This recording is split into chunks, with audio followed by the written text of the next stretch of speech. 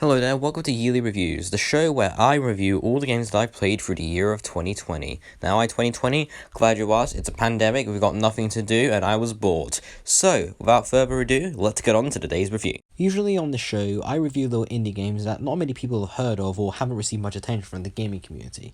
But today, we'll make an exception.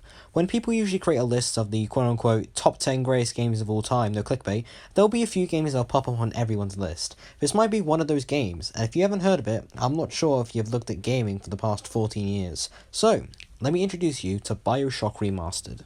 During the 1960s, when the main character of this game's plane crashes into the sea, he finds a structure which contains a bathysphere. When the bathysphere is activated, he is then introduced and sent to the city of Rapture, which just so happens to be under the sea.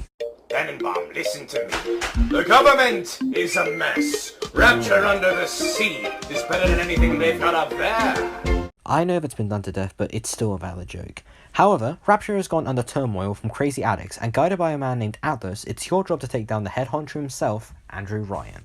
So, the first thing we have to mention about BioShock is the setting of Rapture. You really feel like you're truly inside of some advanced city hidden under the sea, and the amount of art deco throughout the setting really gives it a retro feel.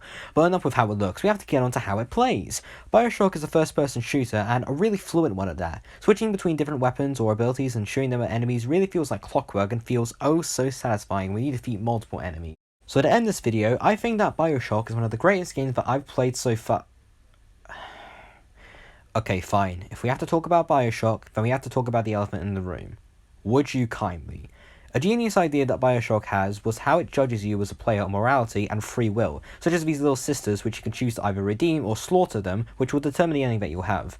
And also, would you kindly?